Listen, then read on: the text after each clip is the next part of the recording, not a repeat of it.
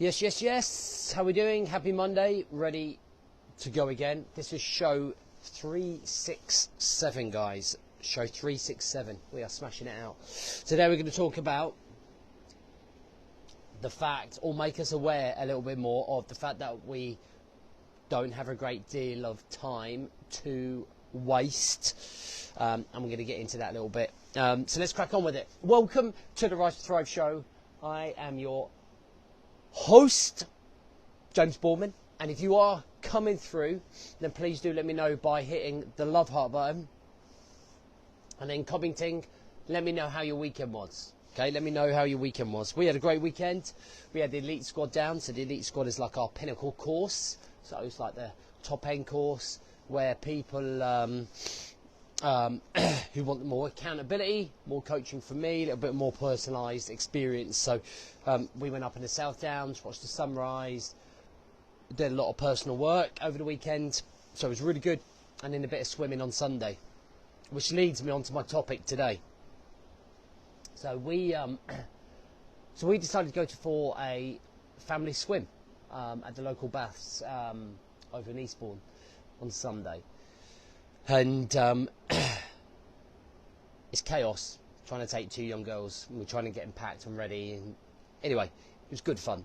So we got over there. It's like a whole experience for me. I always remember as a kid, I always remember going swimming, and then you'd have chips with tons of salt and vinegar on, and you feel kind of exhausted as well a little bit, and then you go home and then you watch a film and just kind of chill out on the Sunday. And that's kind of like what we did yesterday. So we went there and we had lunch. We ate there for about 45 minutes. We just chilled, like didn't have to be anywhere. It was just really nice. And then we watched Ratatouille, so it was good. But when we was at the swimming pool and when we were having lunch, I noticed a family, a couple down from us, right? A couple of people down from us tables. And the reason that I noticed them was because I saw the guy there, and the guy was on his phone. And I just clocked it, and I clocked that he was talking about work. So this must have been about 1 o'clock on the phone. And all of his family were engaged but him. And he was on this telephone here. And then he walked past us back up to the communal area, come back down, and I could hear that his voice was getting more and more irate. He was getting more and more annoyed. They were talking about reports, or they were talking about orders, whatever it might have been. And we were there for about 45 minutes having lunch, and the session started probably like 10 minutes into us being there. So the family went in and he was still on his phone, and when we left he was still on his phone discussing work, getting involved with work, and his family was still in there enjoying it, and I could see the kids keep looking over. And when we left he was still on there, and I don't even know if he went in because there was only 50 minutes left of the session. And I just really felt for that guy, because that whole experience of the kids looking forward to going swimming with their dad, it being a family thing, and then the guy somehow allowing that conversation to happen just before he's about to spend time with his family. And it is heartbreaking, because I think that is one of the reasons I love doing what I do, is because we bring families closer together. There's a much closer connection between the wife, the kids, yourself, and he clearly didn't have it. And there could be a multiple of reasons. It could have been emergency, it could have been anything. But when you have non-negotiables, right, those non-negotiables are, it's all going to be about making sure that the non-negotiable is spending time with the family. That's the non-negotiable. Making sure your phone's off while you go on that experience, and maybe finding, if you have to, another period of the day where you go and have that phone call. And you see, the name of the show today was that we don't have time to waste. And one of the things that we spoke about at the weekend is that we have to realise that the amount of time that we have on this planet is like a grain of sand in the Sahara Desert. It's gone like that. And many, many people, I believe, are taking for granted the opportunity, the experiences and the time that they have on this planet. Like, I'm 45. It's kind of like, it was kind of hitting me at the start of the year thinking, God, I'm 45 this year. Like, if I'm lucky, I'll get another 30 years. If I'm lucky, I might get another 50 years. As long as somebody's not wiping my backside in a nursing home. But as we're getting older, I'm going to have to confront new challenges. My body is going to be at more risk of diseases, of things that could impair the way that I live my life.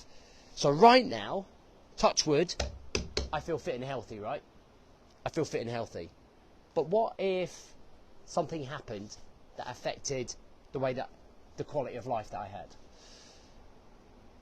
And we don't have an abundance of time. Like, something might happen and I might not be able to go swimming again, but yeah, I'm going to look back at that and think, oh my God, I was on my phone talking about work. And we have to understand that we're not here forever. So we have to start making the most of every single moment that we have. And it's cliche because a lot of people say that. But you have to understand the underlying reason why you have to make the most of every piece of time that you have. Because when you get into it and you realise that, and by the way, some of this is triggered slightly by, if you follow football, by Vialli dying. Vialli was a 58-year-old legendary footballer. Somebody I grew up watching, admiring, loving his personality, and now he's dead at 58. That's 13 years away from now for me. And I bet 13 years, when he was my age, he never contemplated that his life would end at 58 after having such a great career. And it's not trying to be morbid here. It's trying to open your eyes. Like, I would love to sit down with that guy who's on his phone and his family's there enjoying their Sunday in the swimming. And he's on the blower to somebody about something that really doesn't matter, that really can wait. You know what I'm saying?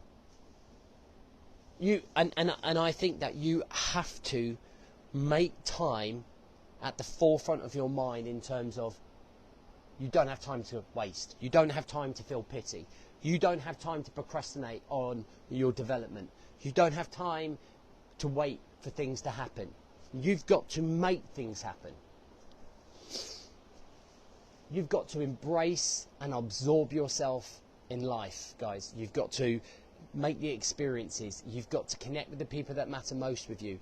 If you're spending an hour a day on your phone looking at social media, that's 7 hours a week.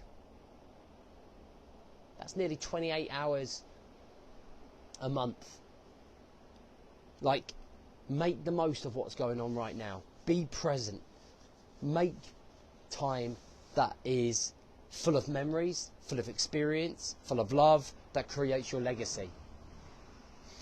Because you never know